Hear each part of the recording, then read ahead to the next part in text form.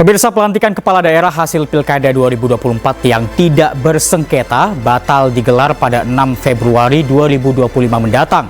Rencananya pelantikan akan digelar antara 17 hingga 20 Februari 2025.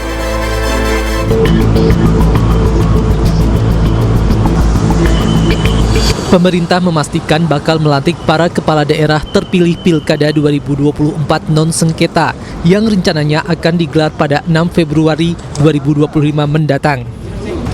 Hal itu disampaikan Menteri Dalam Negeri Tito Karnavian dalam jumpa persnya di kantor Kemendagri Jumat siang.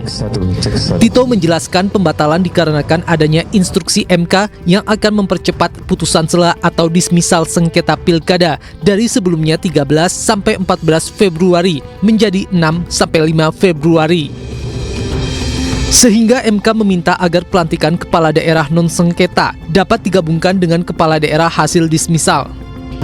Hari Senin nanti ada rapat kerja dengan Komisi DPR RI, sekaligus juga salah satunya saya akan menyampaikan hal ini. Karena ini kan ada putusan sela yang kita nggak tahu gitu, yang kemarin tanggal 30. Dan hari ini saya lihat sudah keluar revisi peraturan Mahkamah Konstitusi yang tegas menyebutkan dari tadinya tanggal 13 menjadi tanggal 5 Februari untuk pembacaan sidang dismisal. Tito memperkirakan proses pelantikan usai putusan sela sengketa pilkada di MK dapat digelar antara 17 hingga 20 Februari 2025. Dari Jakarta, Rani Sanjaya, iNews melaporkan.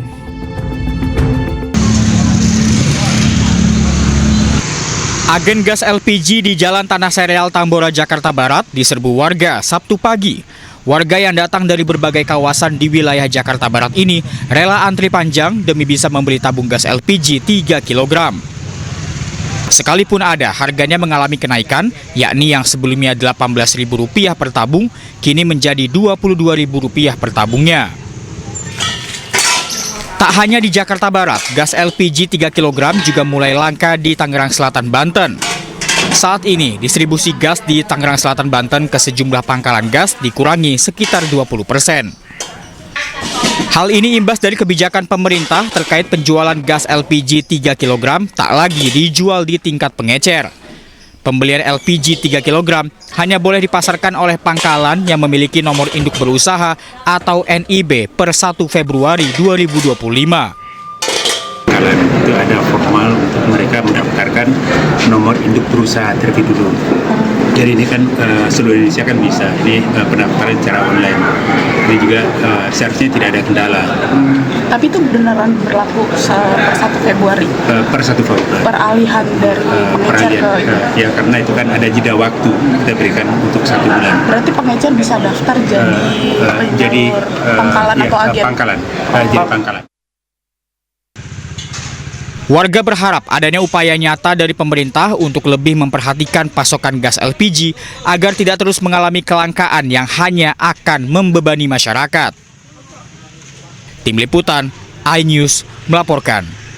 Presiden Prabowo meminta kementerian dan juga lembaga untuk efisiensi anggaran hingga 256,1 triliun dan Otorita Ibu Kota Nusantara menjadi lembaga yang paling tinggi pemangkasan anggarannya, yaitu mencapai 75% dari total anggaran. Saya tegaskan kembali bahwa hal-hal di luar itu yang bersifat seremoni, upacara, merayakan ulang tahun ini, ulang tahun itu, hari ini, hari itu, kita tidak anggarkan. Penghematan anggaran diperlukan untuk membiayai program-program pemerintah Prabowo Gibran, salah satunya untuk program makan bergizi gratis. Prabowo pun mengeluarkan instruksi Presiden nomor 1 tahun 2025. Perjalanan dinas dikurangi. Saya potong setengah. Dengan setengah kita bisa menghemat 20 triliun lebih. Kalau kita hitung 20 triliun, berapa puluh ribu sekolah, gedung sekolah bisa kita perbaiki. Menteri Keuangan Sri Mulyani pun mengeluarkan surat instruksi untuk memangkas anggaran kementerian. Meski efisiensi gencar dilakukan di sejumlah kementerian, namun pemerintah pastikan tidak akan menyentuh belanja pegawai maupun bantuan sosial atau bansos. Saat ini bahkan kami melakukan lagi adjustment agar makin tajam berbagai penyesuaian anggaran di kementerian dan lembaga yang diinstruksikan oleh Bapak Presiden sedang berjalan.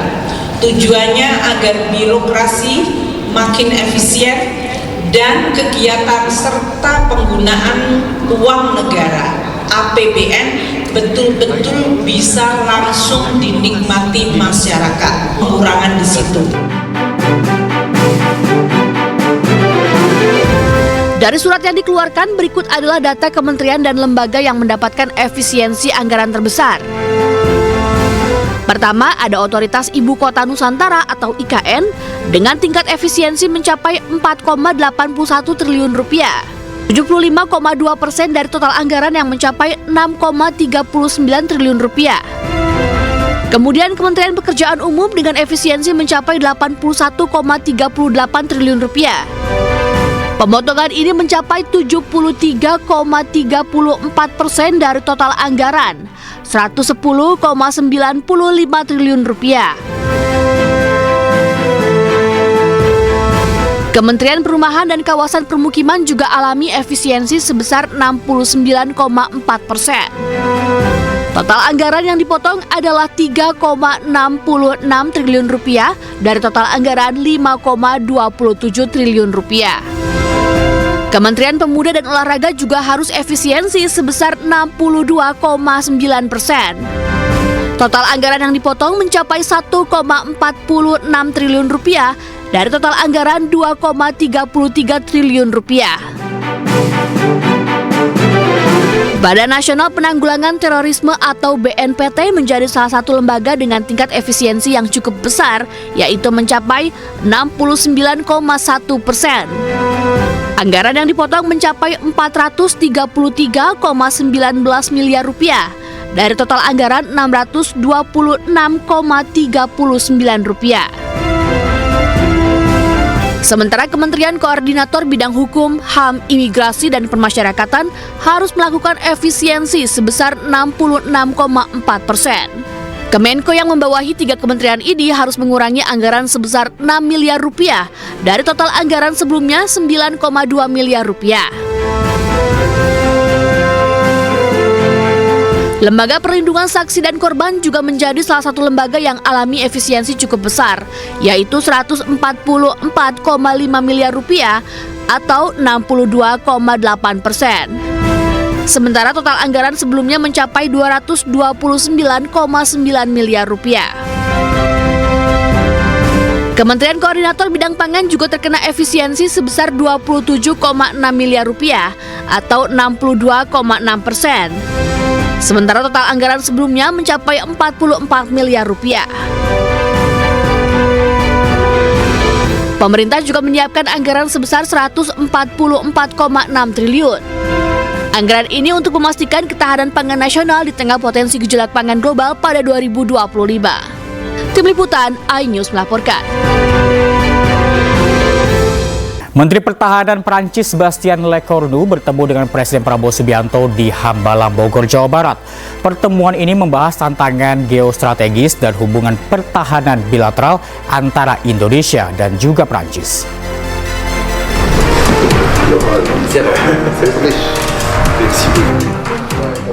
Menteri Pertahanan Prancis Sébastien Lecornu menyambangi Presiden Prabowo Subianto pada 31 Januari 2025.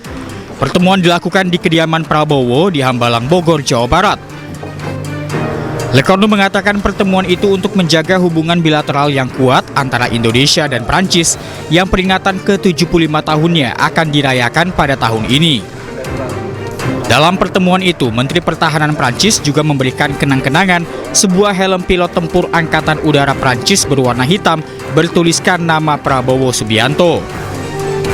Diketahui hubungan bilateral Indonesia-Prancis di bidang pertahanan meliputi kerjasama pengadaan alutsista, transfer teknologi, serta pengembangan industri pertahanan. Beberapa kerjasama Indonesia-Prancis diantaranya menandatangani Defense Cooperation Agreement pada 2020, pembelian pesawat tempur Rafale, sampai kerjasama bidang intelijen, pelatihan militer, dan pemberantasan terorisme. Tim Liputan, iNews melaporkan. Program kesehatan gratis terus digodok pemerintah. Rencananya program ini akan bisa dinikmati warga Indonesia pada pertengahan Februari 2025.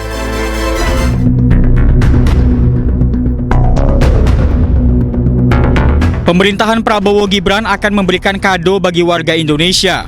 Kali ini warga Indonesia yang berulang tahun akan mendapatkan kado berupa pemeriksaan kesehatan gratis. Rencananya, Menteri Kesehatan Budi Gunadi Sadikin akan menemui Presiden Prabowo Subianto pekan ini. Pertemuan akan membahas peluncuran program pemeriksaan gratis di seluruh Indonesia. Ini adalah program terbesar dari Kementerian Kesehatan dan juga mungkin salah satu dari pemerintah karena covernya yang dilayaninya besar sekali ya, 2,5 juta. Kapan akan diluncurkan? Ini saya mau menghadap Bapak Presiden dulu, udah dapat jadwal minggu depan lah, untuk diskusi kapan. Karena ini kan dilakukan di seluruh Indonesia serentak. Harus koordinasi sama kepala daerah karena kesehatan kan ada di sana. Jadi kita nunggu dulu Bupati Wali Kotanya yang pilih, nanti Pak Presiden ngomongnya di sana. Pemirsa, sejumlah persiapan telah dilakukan Kementerian Kesehatan untuk program pemeriksaan kesehatan gratis. Lantas bagaimana mekanismenya? Berikut perbincangan kami bersama Wakil Menteri Kesehatan RI Dante Saxono Harbuwono. Masyarakat nanti yang penting adalah melakukan persiapan. Persiapannya adalah mengunduh aplikasi Satu Sehat di gawainya masing-masing. Kenapa harus mengunduh aplikasi Satu Sehat? Karena dengan aplikasi Satu Sehat itu akan dinotifikasi kapan dia ulang tahun. Kemudian sudah bisa menjawab beberapa kuesioner untuk pemeriksaan gratis tersebut. Karena ada beberapa dilakukan melalui screening pertanyaan. Misalnya pertanyaan-pertanyaan untuk kesehatan jiwa, Alzheimer dan sebagainya itu dalam bentuk pertanyaan. Nanti ketika datang sudah bisa langsung diverifikasi. Kalau tidak punya gawai, apa yang harus dilakukan? Cukup datang ke puskesmas dengan membawa identitas diri, kartu keluarga, surat penimbangan bayi, buku petimbang bayi. Kalau tidak punya identitas juga, bagaimana? Silahkan datang ke puskesmas, nanti petugas. Pemirsa, mulai hari ini tim penguatan regulasi perlindungan anak di ranah digital mulai bekerja. Tim ini bertugas untuk mengatasi ancaman judi online, pornografi, perundungan, dan juga kekerasan seksual yang semakin marak di dunia maya.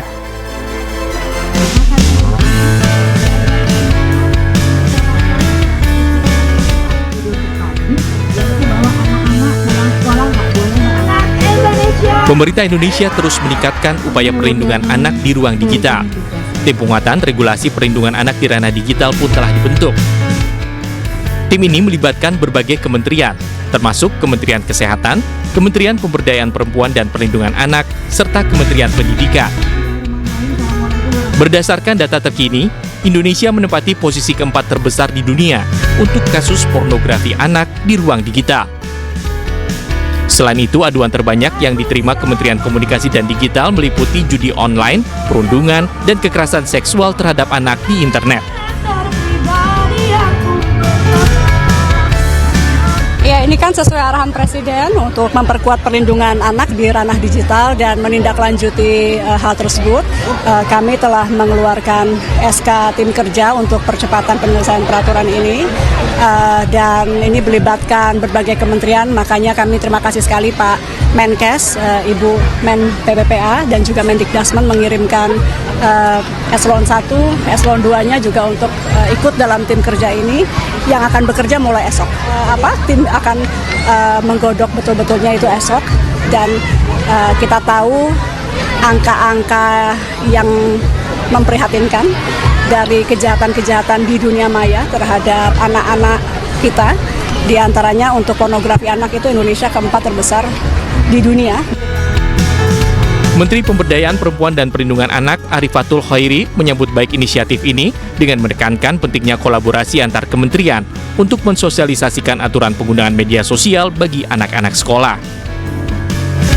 Selain Indonesia, saat ini ada 5 negara yang telah menerapkan pembatasan usia untuk mengakses gawai dan media sosial. Australia menetapkan batas usia minimum untuk akses media sosial adalah 16 tahun. Aturan ini sudah mulai berlaku sejak awal tahun 2025. Prancis menerapkan aturan bagi anak di bawah 15 tahun wajib mendapatkan izin dari orang tua untuk membuat akun di media sosial. Sementara di Vietnam, menetapkan pembatasan durasi main game online. Tidak hanya itu, mereka juga meminta verifikasi identitas pengguna untuk fitur live streaming. Di Cina, anak-anak dilarang mengakses perangkat digital antara jam 10 malam hingga jam 6 pagi. Sementara, Amerika Serikat melarang anak di bawah 14 tahun gunakan media sosial. Tim Liputan iNews melaporkan. KPK mengumumkan laporan harta kekayaan penyelenggara negara utusan khusus Presiden Pembinaan Generasi Muda Raffi Ahmad. Raffi diketahui mempunyai kekayaan yang mencapai lebih dari 1 triliun rupiah.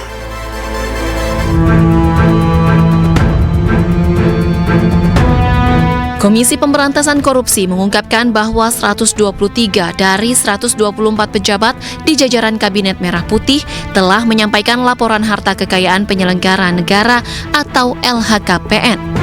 Salah satu yang menyerahkan LHKPN adalah utusan khusus Presiden Pembinaan Generasi Muda dan Pekerja Seni Raffi Ahmad.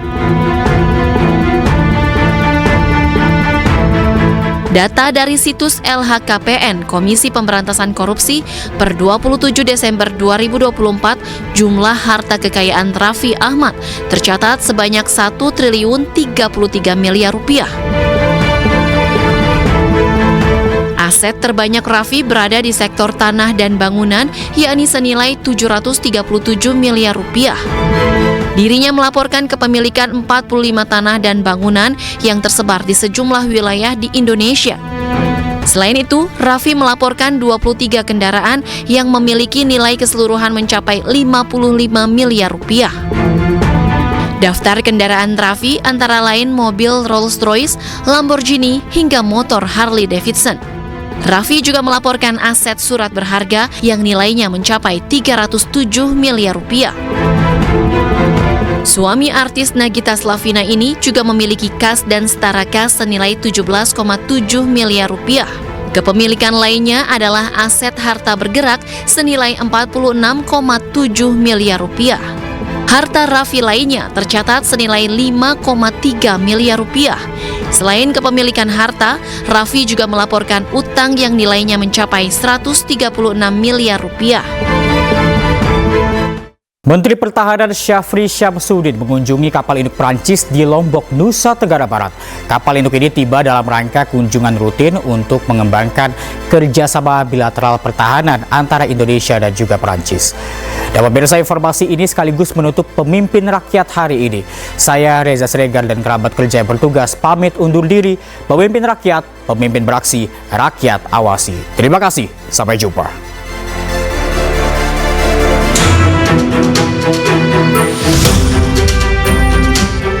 Menteri Pertahanan Syafri Syamsuddin mengunjungi kapal induk Prancis Charles de Gaulle yang sedang berlabuh di Lombok, Nusa Tenggara Barat. Kunjungan Menhan tersebut dilakukan bersama jajaran petinggi Mabes TNI dan TNI Angkatan Laut dalam rangka memperkuat hubungan bilateral antara Indonesia dan Prancis. Selama kunjungan, Menhan meninjau Combat Management System di kapal induk itu. Kunjungan Menhan ini adalah tindak lanjut pembelian 42 pesawat tempur Rafale, termasuk kapal selam Scorpion. Dan tadi saya dibawa keliling melihat Combat Management System, kemudian juga melihat Rafale yang kebetulan kita pesan di Prancis, sehingga saya bisa melihat langsung peralatan alutsista lengkap dengan persenjataan yang menempel di pesawat itu.